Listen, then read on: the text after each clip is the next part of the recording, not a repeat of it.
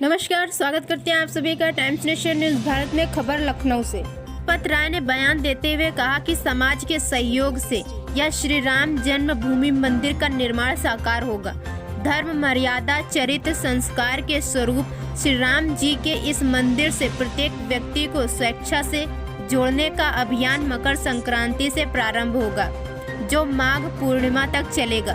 घर घर जाकर सहयोग मांगने के इस कार्य के पीछे निहितार्थ प्रभु श्री राम के काम से हर व्यक्ति को जोड़ने का सौभाग्य प्राप्त होगा।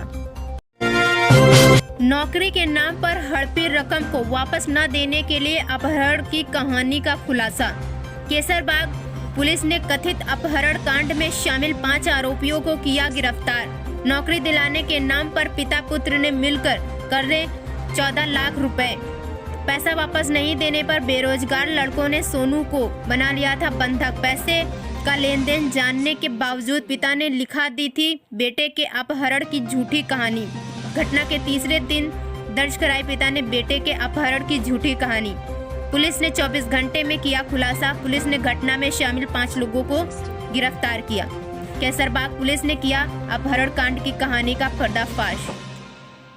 का ये बात प्रकाश में आया है कि वो अपने आप को राजनीतिक व्यक्ति के रूप में जाहिर करते हुए लोगों से अलग अलग समय पे पैसे वगैरह लेते रहते हैं, अलग अलग जगह प्रॉपर्टी खरीदते रहते हैं और ये सब काम उनका अभी तक प्रकाश में आया है। सर, जो पकड़े गए क्या उससे पहले भी इनका कुछ आपराधिक इतिहास है? अभी तक ऐसी बात प्रकाश में नहीं आई। मत किया तो आप लोग सहमत होंगे कि इस पूरे प्रकरण में जो है फिरौती हेतु अपहरण का जो अपराध है वो नहीं पाया गया। इस कारण जो है शुरुआत में पंजीकृत अपराध के धारा को तरमीम करते हुए 342 आईपीसी में इस अपराध को तरमीम किया गया। साथ ही साथ अभियुक्तों के सूचना के आधार पर एक अन्य अभियोग भी पंजीकृत किया जा रहा है, जिसके तहत पप्पू गौतम द्वारा जो उनसे फर्जी तरीके से पैसे ले लिए गए नौकरी के नाम पर, तो उस अपराध के लिए अभियोग यहाँ पे पंजीकृत करते हुए उचित जहाँ पे घटना स्थल है वहाँ पर प्रेषित किया जा रहा है।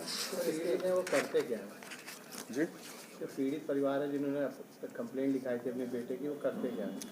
देखिए, उनका कोई रेगुलर इनकम का कोई जरिया स्रोत और उसके साथ अन्य 4 लोग और गिरफ्तार हुए। पूछताछ पर ही पता चला कि अपहृत सोनू का पिता पप्पू गौतम द्वारा इन्हीं लोगों से नौकरी दिलाने के नाम पर करीब 14 लाख रुपए इनसे हड़प लिए गए थे, करीब 1 साल पहले, 1 से सवा साल पहले, और उसके बाद अपने मोबाइल वगैरह बंद कर दिए गए और पैसा वापस नहीं कर रहे थे। तो इन्हीं के द्वारा यूट्यूब के माध्यम से इनको सोनू का पता मिला और उसी को उनने एक प्रोग्राम करने के बहाने देहरादून बुलाया और वहीं से उससे पैसे की मांग करी।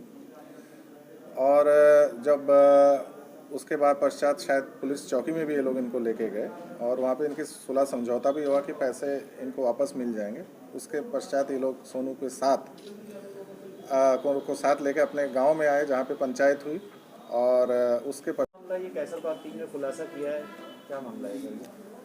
देखिए, दिनांक 16/12/2020 को श्रीमती सुशीला देवी पत्नी पप्पू गौतम द्वारा ये सूचना दी गई कि 14 तारीख को उसका बेटा जो है सोनू एक फ़ोन कॉल के तहत, जिसमें उसको किसी गाने के प्रोग्राम में बुलाया गया था, उसके तहत घर से निकला और अभी तक वापस नहीं आया है। 15 तारीख को उसके लिए 15 लाख रुपए की फिरौती की मांग किसी नंबर से उनको प्राप्त हुआ, जिसकी सूचना उनने थाने पर दिया, जिसके चलते अपराध संख्या 260/2020 धारा 364 बनाम अज्ञात कायम किया गया और इस अभियोग के पंजीकृत होने के तत्काल बाद डीसीपी पश्चिम श्री देवेश पांडे के नेतृत्व में जो है सभी टीम्स बनाए गए और तत्काल इस पर कार्रवाई प्रारंभ की गई और पता ये चला कि अपहृत का लोकेशन जो है बिजनौर आ रहा है, तो उसके पश्चात बिजनौर पुलिस की भी मदद ली गई और उनके क्राइम ब्रांच की मदद लिया गया और इंस्पेक्टर कैसरबाग द्वारा अपनी टीम के साथ यहाँ से रवाना हुए और बिजनौर पुलिस के साथ मिलकर ऑपरेशन करते हुए उनने अपहृत को सकुशल बरामद किया ओमवीर सिंह पुत्र भूरे सिंह के घर से, जो कि ग्राम ठेड़ी हाथरस मामले को लेकर आराधना मोना मिश्रा कर रही प्रेस वार्ता। उन्होंने कहा कि उत्तर प्रदेश के काले कारनामों के तले दब चुकी आवाज सच्चाई की तरह सामने आई है। इस आवाज को ताकत देने के लिए मैं आज प्रेस वार्ता कर रही हूँ। लंबे समय के बाद सीबीआई ने अपनी चार्जशीट फाइल की है। उस चार्जशीट से ये साबित हो गया है कि योगी सरकार किस तरह से पूरे मामले पर पर्दा डाल रही थी। 2 हफ्तों के संघर्ष के बाद उस बेटी ने दम तोड़ दिया था। लखनऊ कमिश्नरेट पुलिस को मिली बड़ी सफलता। डीसीपी नॉर्थ रईस अख्तर के मार्गदर्शन में महानगर पुलिस को मिली कामयाबी। महानगर पुलिस ने दबोचे 2 शातिर वाहन चोर विपिन व सुजीत नामक शातिर वाहन चोरों पर महानगर पुलिस ने कसा शिकंजा। अपराधियों के साथ पुलिस ने 5 चोरी की गई मोटरसाइकिल, चाबी का गुच्छा व नकदी बरामद की। Commissioner of police D K Thakur के निर्देशन पर राजधानी कमिश्नरेट लगातार अपराधियों पर महानगर पुलिस टीम ने गिरफ्तारी की है। सर, कितने लोग गिरफ्तारी हो, क्या है पूरा मामला? ये थाना महानगर में महानगर की पुलिस टीम और हमारी क्राइम ब्रांच की टीम ने 2 चोरों को पकड़ा है जो इटौजा के रहने वाले हैं, जिनकी पहचान विपिन और सुजीत के रूप में हुई है। अभी तक इनके पास से इनकी निशानदेही पर 5 गाड़ियां बरामद हुई हैं, जिसमें अपाचे, डीलक्स और स्प्लेंडर गाड़ियां मौजूद हैं।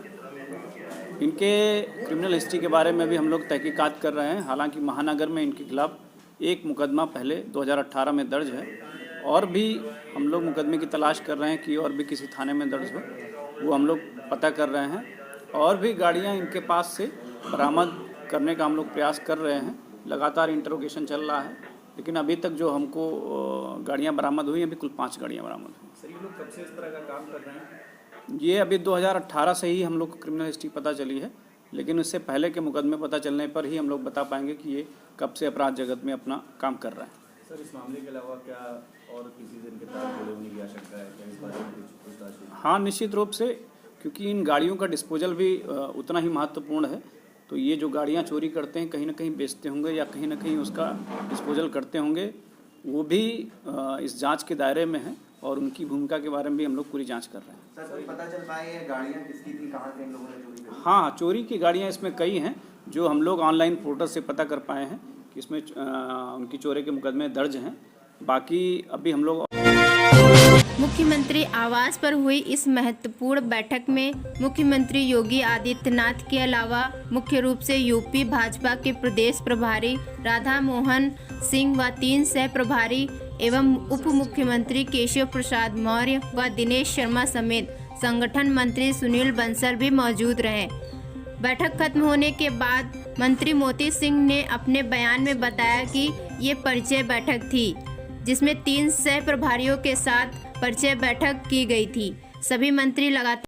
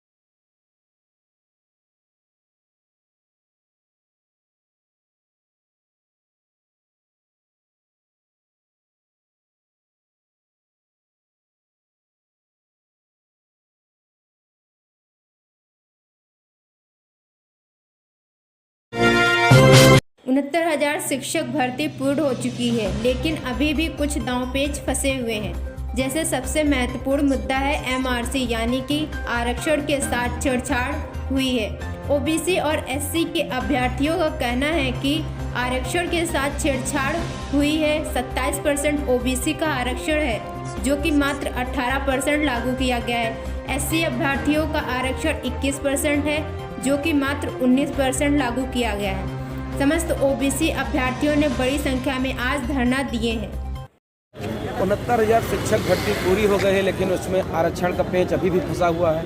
69,000 में जो आरक्षण से संबंधित लगभग 7149 अभ्यर्थी भर्ती से बाहर हो गए हैं, क्योंकि आरक्षण 27% की जगह मात्र 18% दिया गया है OBC को, और SC के अभ्यर्थियों को 21% की जगह मात्र 19% दिया गया है। आज OBC और SC के अभ्यर्थी लखनऊ में SCRT पर विशाल धरने का आयोजन किए हैं। वही धरना लगातार चल रहा है। पुलिस मनमानी कर रही है, लाठी के दम पर, FIR के दम पर वो बच्चों को डराने का प्रयास कर रहे हैं। लेकिन धरना अनवरत चलता रहेगा जब तक कि हम लोगों की मांगें नहीं सुनी जाएंगी। ठीक है, धन्यवाद।